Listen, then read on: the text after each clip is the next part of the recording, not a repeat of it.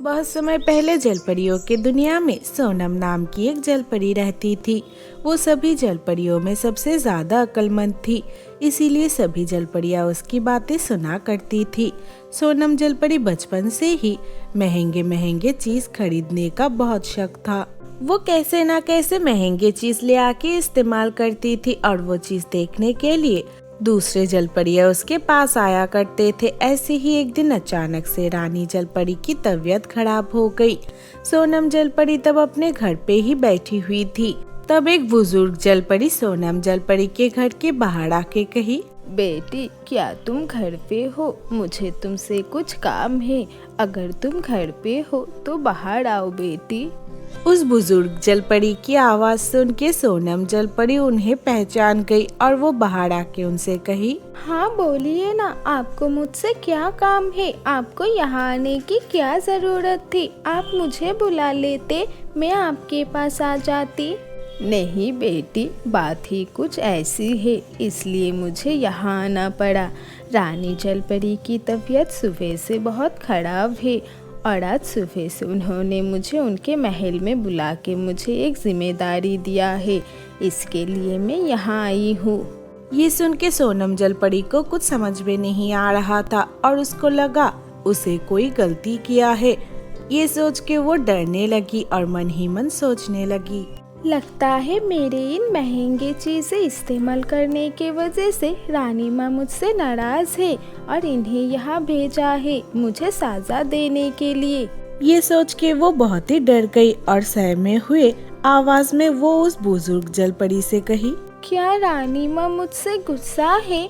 लेकिन मैंने तो कुछ भी नहीं किया, उन्होंने आपको क्यों भेजा है मेरे पास? बेटी, रानी माँ की तबीयत बहुत ही खराब है और उनको कभी भी कुछ भी हो सकता है, इसलिए उन्होंने मुझे कहा है कि मुझे ऐसे किसी को ढूंढने के लिए जो रानी जलपरी बन के अच्छे से जिम्मेदारी निभा सकती है।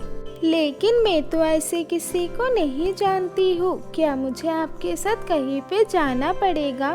नहीं नहीं बेटी, मैंने तुम्हें ही चुना है क्योंकि बाकी सब जलपरियाँ तुम्हारी बात सुनती है और तुम अच्छे से सब कुछ समझ सकती हो। चलो आप तुम मेरे साथ रानी जलपरी के पास चलो। ये कह के वो दोनों रानी जलपरी के पास चले गए। वहाँ पहुँच के उस बुजुर्ग जलपरी ने सोनम के बारे में रानी जलपरी को सब कुछ बताया। फिर रानी जलपरी ने सोनम जलपरी को जलपरियों की रानी बना दिया और उसके बाद से सोनम जलपरी रानी जलपरी बन के सब कुछ संभालने लगी।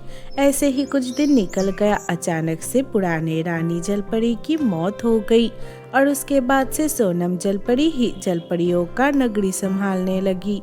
लेकिन जलपरियों के नगरी में ही ऋषिका नाम की एक जलपरी रहती थी। उसके जिंदगी का बस एक ही मकसद था कि उसको रानी जलपरी बनना था। एक दिन वो अपने दो सहेलियों के साथ बात कर रही थी। तब उसकी एक सहेली उससे कही, क्या हुआ ऋषिका जलपरी, क्या हुआ है तुम्हें? कुछ दिनों से हम देख रहे हैं कि तुम पूरा दिन गुस्से में रहती हो। हाँ, वो सही कह रही है, तुम किसी से बात भी नहीं करती हो। हम लोग भी तुम्हारे लिए बहुत परेशान हैं। हाँ, सही कहा तुम लोगों ने। कुछ दिनों से मेरे दिमाग बिल्कुल ठीक नहीं है।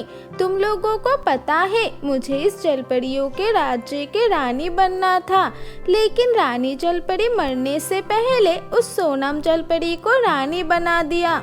लेकिन तुम्हें रानी परी से कहना चाहिए था, तुम तो इस जलपरियों के दुनिया के सबसे सुंदर जलपरी हो। हाँ, इसलिए मैं रानी जलपरी बनने के लिए ही पुराने रानी जलपरी के खाने में जहर मिलाया था। लेकिन पता नहीं कैसे ये सब हो गया और वो सोनम जलपरी रानी बन गई। हमें जैसे भी करके उसको उस गद्दी से हटाना पड़ेगा ताकि मैं रानी बन सकूं। लेकिन सोनम जलपरी अब यहाँ की रानी है, हम उसके साथ ऐसे कुछ नहीं कर सकते, नहीं तो सब लोग हमें यहाँ से निकाल देंगे। हाँ, तुम सही कह रही हो, लेकिन मेरे पास एक आइडिया है। मुझे पता है सोनम जलपरी को महंगे चीजों की लालच है और उसे हीरे के गहने भी पसंद है। हमें उसे ऐसे चीजों का लालच दिखा के फंसाना पड़ेगा। लेकिन हमें उतना महंगा हीरे का गहना कहाँ मिलेगा? हमारे पास तो उतने पैसे भी नहीं है। मैं पृथ्वीलोक में एक जादूगरनी को जानती हूँ जो हमें वैसे ही हीरे के गहने बना के देंगे। ठीक है, फिर हम कल सुबह उस जादूगरनी के पास जाएंगे और वहाँ जाके उनकी मदद से एक महंगा हीरा का गहना खरीद के लाएंगे। फिर देखना मैं उस सोनम जलपरी को कैसे फंसाती हूँ। ये कह के वो सब जलपरी वहाँ से चली गई। अगले दिन सुबह ऋषिका जलपरी अपने सहेलियों के साथ पृथ्वीलोक में उस जादूगरनी से मिलने गई। वहाँ जाके ऋषिका जलपरी उस जादूगरनी से कही, जादूगरनी, हम यहाँ आपसे मदद मांगने आए हैं। हमें पता है कि आप बहुत ताकतवर हैं। क्या आप हमारी मदद कर सकती है? हाँ, तूने सही कहा। मैं शैतान की पूजा करती हूँ, लेकिन जलपरियों को मुझसे ऐसी कौन सी मदद की जरूरत पड़ गई? ये सुन के ऋषिका जलपरी ने उस जादूगरनी को सब कुछ बताया। ये सुन के वो जादूगरनी ऋषिका जलपरी और उसकी सहेलियों से कही, तू तो बहुत खतरनाक है। एक रानी जलपरी को मार के भी तुझे चैन नहीं मिला कि तू अब एक और रानी जलपरी को फंसाना चाहती है। ठीक है, मैं तेरी मदद करूँगी, लेकिन एक ही शर्त पे। हाँ जादूगरनी, आप मुझे जो भी शर्त देंगे मैं सब कुछ मानने के लिए तैयार हूँ। ठीक है, मैं तुम्हें एक हीरे के हार दूंगी, लेकिन जब तुम जलपरियों की रानी बन जाओगी तब तुम मुझे जलपरियों का मनी लेके देना। उस जादूगरनी की बात सुन के ऋषिका राजी हो गई। तब उस जादूगरनी ने अपना जादुई छड़ी घुमाया और उनके हाथ में एक बहुत ही सुंदर हीरे का नेकलेस आ गया और उन्होंने तब वो नेकलेस ऋषिका जलपरी को दे दिया।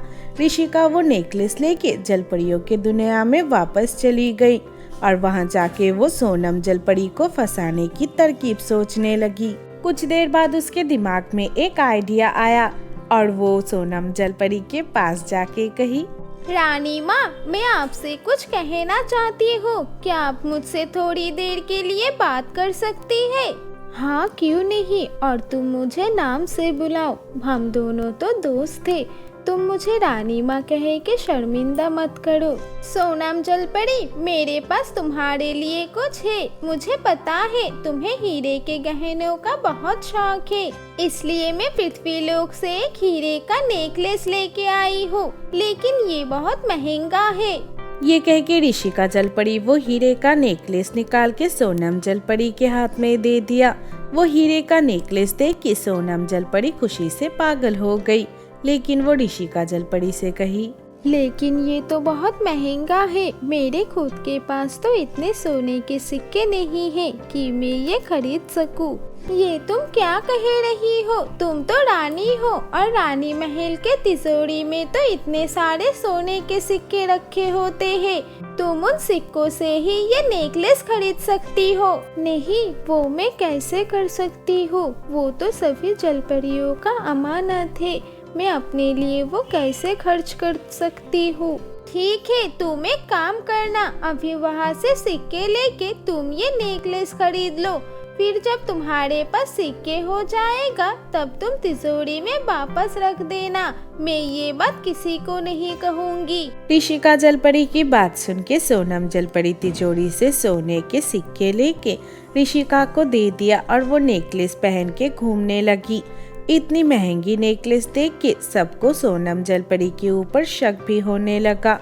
अगले दिन ही सोनम जलपरी जब बाकी बुजुर्ग जलपरियों के साथ अपने महल में बैठी हुई थी, तब वहाँ पे ऋषिका जलपरी आई और आके उनसे कही, मैं आप लोगों को एक सच कहना चाहती हूँ। कल रानी जलपरी ने जलपरियों के तिजोरी से सोने के सिक्के चोरी करके मुझसे ये गहने खरीदा है। अब आप लोग इस लालची चोर रानी को यहाँ से भगा दीजिए। ये सुन के सोनम जलपरी बहुत डर गई और डर के मारे उन बुजुर्ग जलपरियों को सब कुछ सच सच बता दिया। लेकिन ऋषिका जलपरी सभी बातों से मुकर गई और वो अच्छे बनने की कोशिश करने लगी। तब एक बुजुर्ग जलपरी वहाँ आई, सभी जलपरियों से कही, किसी को झगड़ा करने की जरूरत नहीं है। अभी मैं अपनी जादू शक्तियों से सब कुछ पता करती हूँ। ये कह के जैसे ही उन्होंने अपना जादुई छड़ी घुमाया तब सबके